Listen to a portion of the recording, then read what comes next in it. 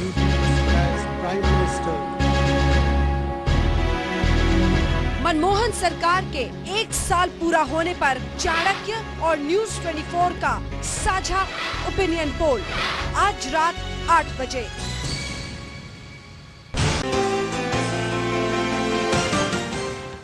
आप देख रहे हैं प्राइम 24, आपके साथ मैं हूं अंजना ओम कश्यप। यूपीए सरकार यानी दूसरी पारी का पहला साल खत्म हो गया है। लेखा जोखा पूरे साल के काम का हमने यानी न्यूज 24 ने टुडेज चाणक्य के साथ मिलकर किया है एक ओपिनियन पोल। हमने 25,000 लोगों का एक सैंपल लिया है जिसमें हमने उनसे यह सवाल पूछा है कि सरकार के काम करने के तरीके के बारे में, मनमोहन सिंह के बतौर प्रधानमंत्री कैसे वो आंकते हैं। ये तमाम गंभीर सवाल पिछले 1 साल के लेखा जोखा से जुड़े हुए हमने पूछे। आपको बताएंगे आज और लेंगे हिसाब इस सरकार का।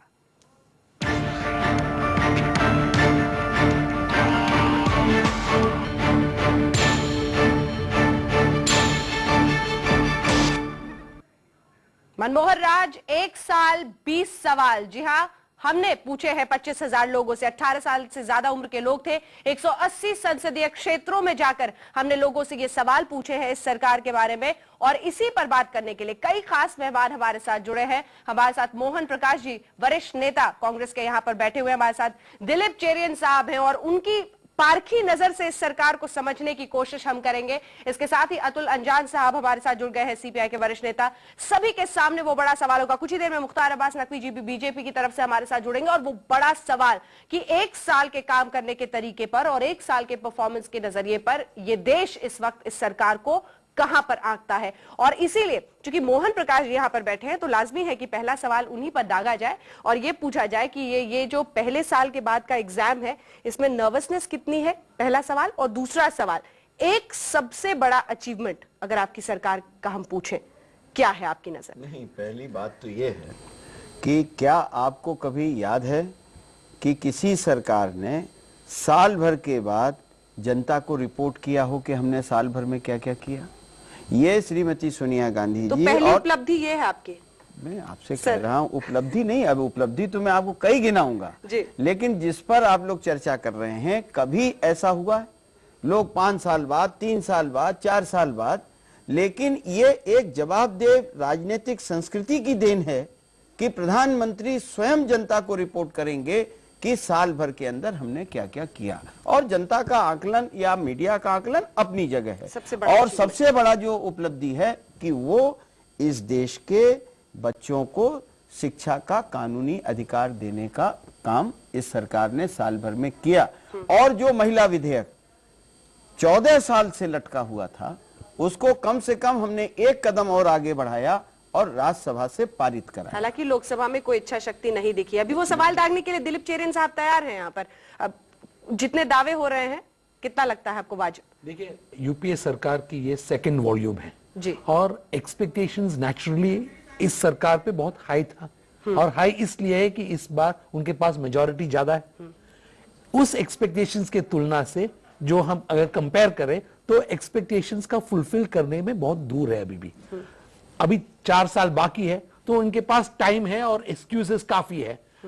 पर मुझे तो ये सबसे अहम चीज ये है कि यूपीए सरकार वॉल्यूम 2 में उनको फर्स्ट ईयर में ही जाके ट्रस्ट वोट पे काउंट करना पड़ा। और ये मेरे ख्याल में गवर्नमेंट पे एक थोड़ा सा नर्वसनेस की साइन है। नर्वसनेस इसलिए कि अब आगे जाकर हर इश्यू पे उनको सोचना पड़ेगा कि हमारे पार्टनर्स हमारे साथ है कि नहीं है। ट्रस्ट वोट का सामना करना पड़ा पहले ही साल में, क्या ये अपने आप में एक सेटबैक है? बड़ा सवाल। अतुल अंजान साहब हमारे साथ जुड़े हुए। एक छोटा सा सवाल आपसे ले लेती हूं, फिर चलेंगे अखिलेश के पास, क्योंकि वही बताएंगे कि देश की जनता इन दावों को कहां पर परखती है। अतुल अंजान साहब कह रहे हैं मोहन जी कि कम से कम हम कटघरे में खड़े होने को तैयार तो हुए। 1 साल में ही हम देश के सामने हैं और अपने कामकाज को रख रहे हैं लोगों के सामने कि आप आंकिए, हमें रिपोर्ट दीजिए हमारे काम पर।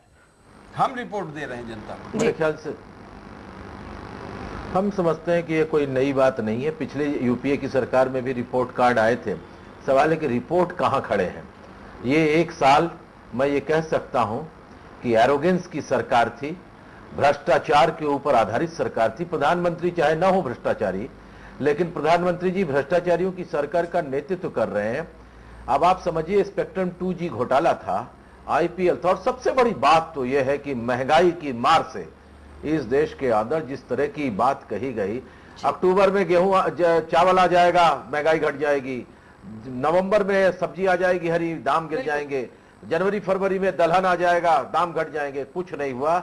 एक तरीके से प्रिस्क्रिप्शन लिखते रहे वो और प्रिस्क्रिप्शन देते रहे, और 13 रुपए से आटा 19 रुपए, 105 रुपए अरहर की दाल और 50 रुपए चीनी हो गई। प्रिस्क्रिप्शन लिखते रहे और एक्सपायरी डेट की दवाएं जनता को देते रहे। यही 1 साल का है। एक अच्छा काम किया, जो काम पहले संविधान में 10 साल में था, जिसकी कांग्रेस पार्टी बहुत दिनों तक सरकार में रही। अब राइट टू एजुकेशन का बिल है, लेकिन जिस तरह से शिक्षा को महंगा बनाया जा रहा है, शिक्षा अब अधिकार नहीं है, विशेषाधिकार है। लेकिन चलिए, राइट टू एजुकेशन का बिल है तो सब लोग मिल करके उसको, राज्य और केंद्र सरकार सब लोग मिल करके उसको तय करें और आगे बढ़ाएं। यह जरूरी है नए समाज के अंदर। बिल्कुल अतुल साहब, लौटेंगे आपके पास। बहुत आपने सही शब्दों का प्रयोग किया है कि प्रिस्क्रिप्शन तो कई लिखे गए, लेकिन महंगाई जैसे मुद्दे पर लगाम नहीं कस पाई है ये सरकार। सीधे रुक करते हैं, अखिलेश हमारे सहयोगी हमारे साथ जुड़ रहे हैं। और अखिलेश, आप अब हमें बताइए, देश की जनता, यहाँ के दावे तो आपने सुन लिए, देश की जनता इस सरकार को कहां पर आंकती है? और न्यूज 24 ने मिलकर ये ओपिनियन पोल किया है और 18 साल से ज्यादा के जो लोग हैं उनकी राय इसमें है और 180 संसदीय क्षेत्र के लोगों की राय इसमें शामिल है। हम सिलसिलेवार बताते हैं दर्शकों को कि क्या सवाल हमने पूछे और उसका क्या जवाब हमें मिला है। शुरुआत कर लेते हैं, मनमोहन सिंह का कामकाज कैसा रहा, मनमोहन सिंह के काम करने का तरीका कैसा रहा। ये सवाल जब हमने लोगों से पूछा तो उनकी जो राय थी वो आपके सामने है। 41% लोगों ने कहा बहुत अच्छा, जबकि 31% लोगों का मानना था अच्छा। खराब 19% लोगों ने कहा, जबकि 9% लोग ऐसे थे जिन्हें मनमोहन सिंह के कामकाज का यह तरीका बहुत खराब लगा है, उनकी सरकार के कामकाज का तरीका। इसके अलावा कुछ और सवाल है, सिलसिलेवार आपको बताते हैं। सवाल हमने यह पूछा था लोगों से, न्यूज 24 और टुडे चाणक्य ग्रुप ने जो सर्वे किया है, क्या अगले 1 साल में सरकार महिला आरक्षण बिल पास करा पाएगी?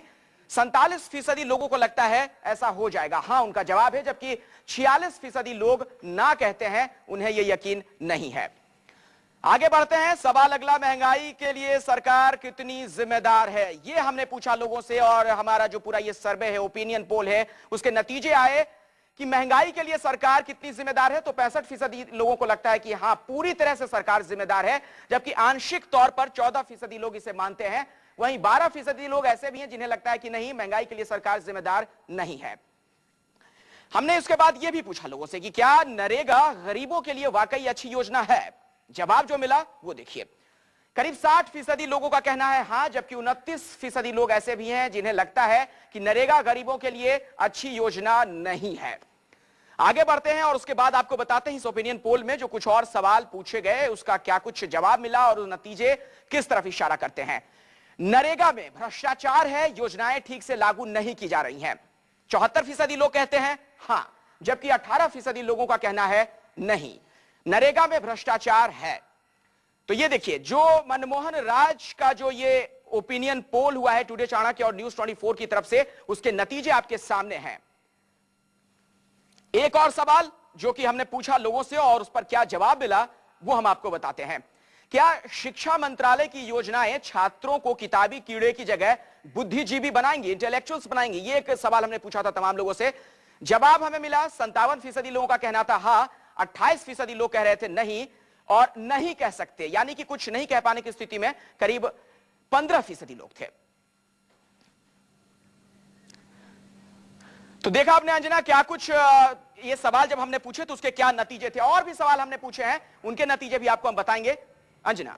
बिल्कुल, और बहुत दिलचस्प सवाल भी हैं आगे कि क्या राहुल गांधी 2014 में आगे आकर प्रधानमंत्री के रूप में ये देश देख सकता है उन्हें। इन सवालों के जवाब के लिए अखिलेश आपके पास लौटेंगे, लेकिन मोहन प्रकाश जी, सबसे पहला सवाल जो हमने लोगों से पूछा था मनमोहन सिंह के काम करने के तरीके पर, 41% लोग मानते हैं सही, बहुत अच्छा, उसके बाद 31 मानते हैं अच्छा, लेकिन ये जो 19 खराब और 9 बहुत खराब मान रहे हैं, क्या कमियां हैं? ये तो जो मान रहे हैं वो बताएंगे, लेकिन जो ये देश को वो इस समय दे रहे हैं, देखिए जिस तरीके से आर्थिक मंदी का दौर पूरे विश्व में था और प्रधानमंत्री जी और वित्त मंत्री जी ने मिलकर जिस तरीके से इस देश को आर्थिक मंदी के दौर से निकाला,